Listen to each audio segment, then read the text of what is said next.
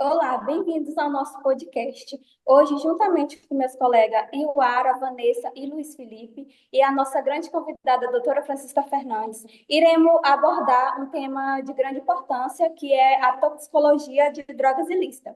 Por favor, doutora Francisca Fernandes, fique à vontade para se apresentar. Boa tarde, meu nome é Francisca Fernandes, sou médica, sou especialista em nefrologia e saúde da família e atendo há algum tempo já na ponta, né, na urgência, emergência adulta e pediatra. Estou à disposição. Boa tarde. Doutora, para começarmos, você pode nos dar uma visão geral sobre o que é a toxicologia no contexto de drogas ilícitas? Bom, a toxicologia, ela estuda justamente esses efeitos tóxicos, né, dos medicamentos e das drogas, no organismo humano, né? Então, o uso indiscriminado de drogas lícitas e ilícitas leva a muitas síndromes, né? Síndrome extrapiramidal, colinérgica, a depender da forma de ação dessa droga ou medicamento. E a gente sabe que no Brasil tem crescido bastante a quantidade de pacientes que têm passado pela situação de intoxicação, principalmente por drogas lícitas, né? E entre elas o paracetamol, inclusive. Muito bem. E atualmente, qual vem sendo assim, a droga ilícita mais preocupante para a população? Ou ilícita? Ilícita. Não ilícita. É, A ilícita, a cocaína continua na frente sempre, né? Mas drogas como o crack, que são de baixo custo e acesso fácil, também têm trazido bastante estrago na população. aí essas drogas, como é que elas afetam o sistema do corpo humano? Vai depender, como eu expliquei, da ação, né, desse medicamento. Em alguns casos, podem fazer depressão neural, como, por exemplo, a maconha, faz essa síndrome depressiva, em que o paciente ele fica mais lerdo, a frequência cardíaca baixa, a frequência respiratória baixa. Em outros casos, tem drogas mais enérgicas, como aquelas bulbo, né, que são chamadas nas festas de bala, né?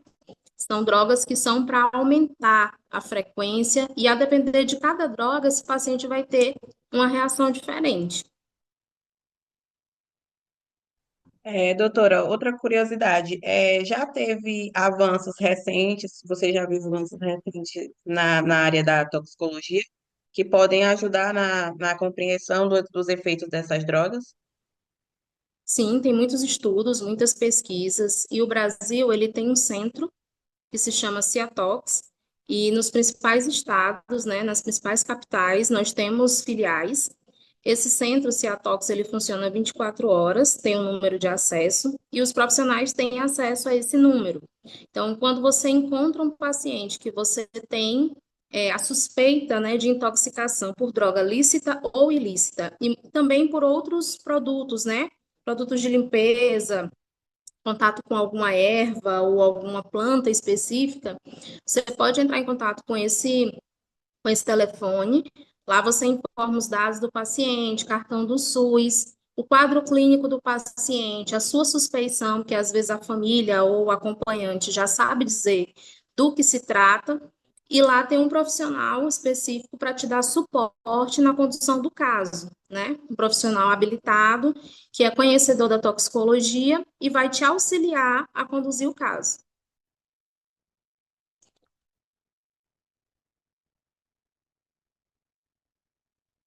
Ok, É, muito você bem. pode comentar para a gente assim, algum caso que a senhora já teve de pessoas com uso de drogas?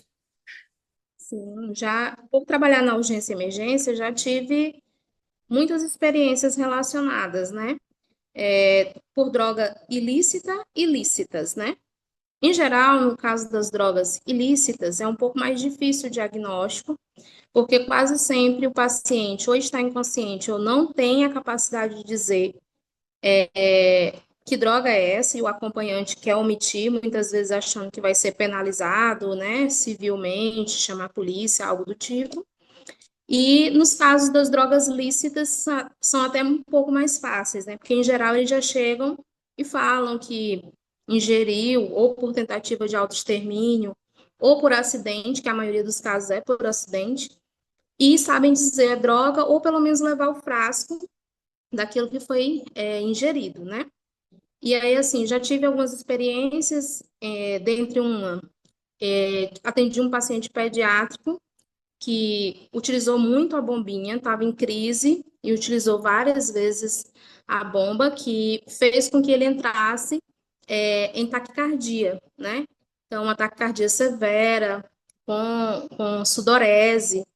E assim, na admissão, se a informação não tivesse sido repassada, esse caso poderia ter sido tratado como um ataque cardíaco ventricular, inclusive com indicação de choque, né, de cardioversão, que possivelmente não resolveria o caso, por não se tratar de um defeito cardíaco, e sim de uma hiperestimulação do sistema.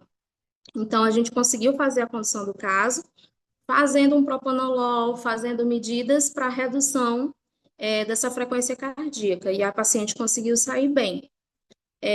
Mais recentemente também tive um caso um pouco mais complicado, quando é droga ilícita, sempre é mais complicado. Um paciente pediátrico também, uma menina, que chegou até o hospital, muito agitada, com pupila dilatada, e o acompanhante, na verdade, os acompanhantes, tinham sinais clássicos de que tinham usado drogas, tanto o cheiro de álcool, quanto também pupilas dilatadas e cheiro, né, de drogas ilícitas, né, principalmente a maconha.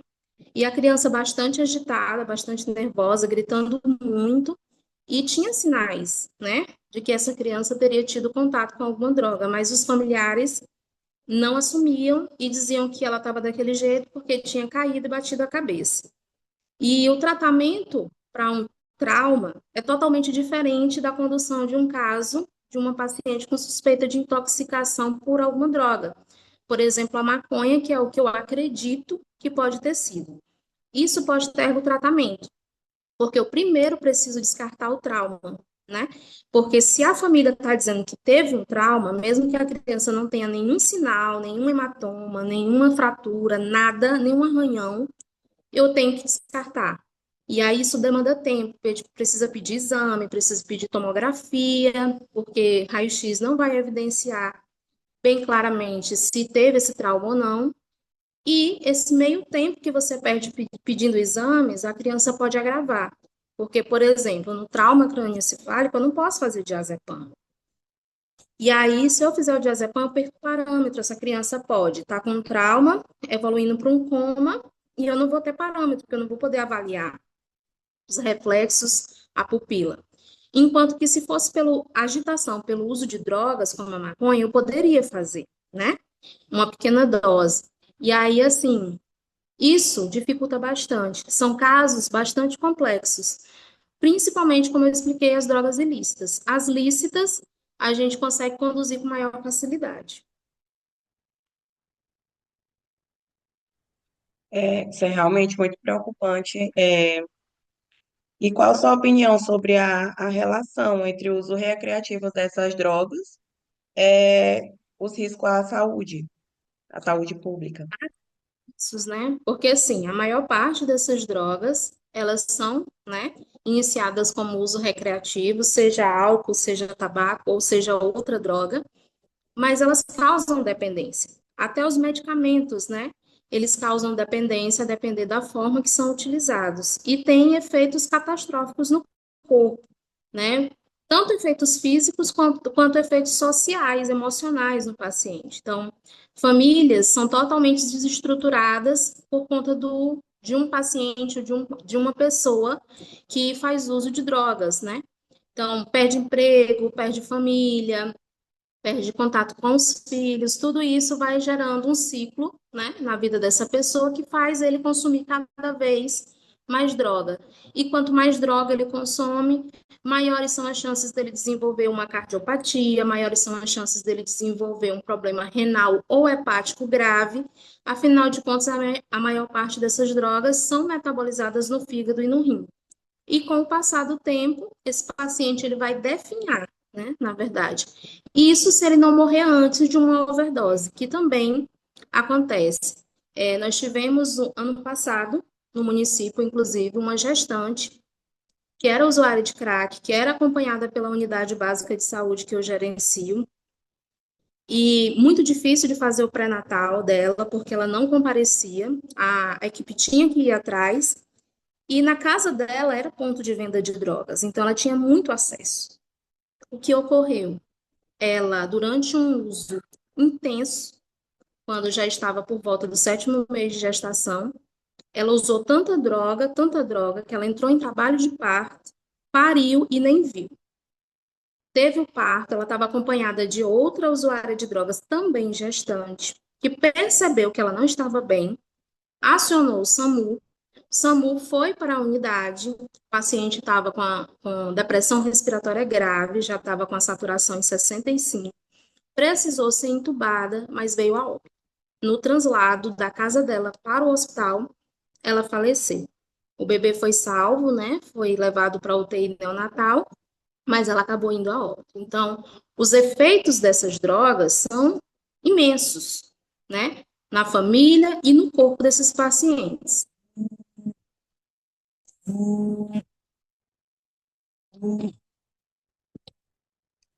E quando assim está ocorrendo uma overdose, como é a ação nesses casos de emergência? Pois é, depende da droga, né? Então, a gente tem alguns medicamentos, algumas drogas, elas têm os seus antídotos, né? Por exemplo, o paracetamol, né? A gente tem o antídoto que é a N-acetilcisteína. A gente consegue fazer, né? Os antidepressivos, a gente pode fazer bicarbonato de sódio. Então, assim, se a gente não souber que droga é, difícil a gente consegue reverter da forma mais adequada. Mas a parte mais importante, quando a gente não sabe que droga é, para poder encontrar o antídoto adequado, é dar suporte de vida, né? Colocar uma boa hidratação, acessos venosos, pelo menos 2, bem calibrosos, preparar material para intubação, preparar carro de parada, porque esse paciente tem uma chance imensa de evoluir para parada cardiorrespiratória, rodar eletrocardiograma para ver se está tendo algum efeito. O eletro traz muitas informações para a gente, às vezes até mais rápido do que o laboratório. Dá para a gente observar pelo eletro se esse paciente está com uma deficiência de potássio ou de sódio, repor ou de cálcio. Se tiver uma gasometria, que é um exame que roda bastante rápido, né, que vocês sabem, trazem informações se o paciente está em acidose metabólica, se a gente tem como fazer um bicarbonato para otimizar.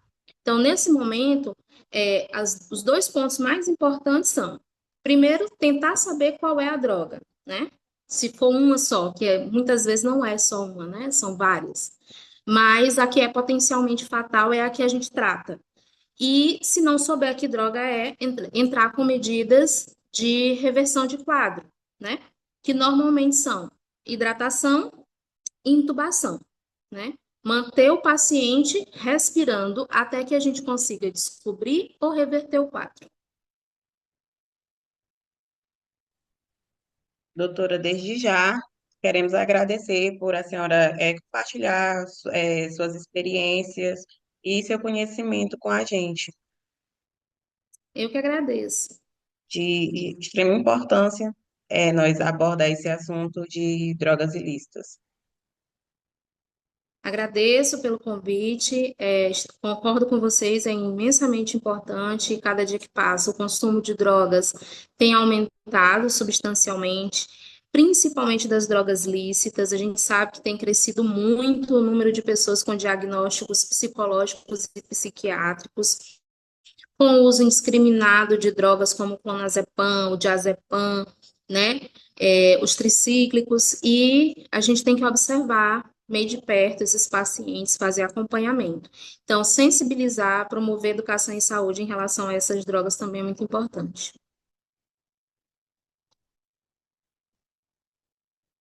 Então, foi isso, pessoal. Esse foi o nosso podcast. E eu quero agradecer muito à doutora Francisca Fernandes, que pôde abordar esse assunto com a gente hoje, que é de grande importância, que hoje em dia a gente pode ver que os jovens então, estão fazendo uso dessas drogas, que acaba até destruindo suas vidas, que para usar essas drogas ilícitas, né? Então, esse assunto foi de grande importância e eu agradeço muito a doutora Francisca Fernandes por estar hoje aqui conosco.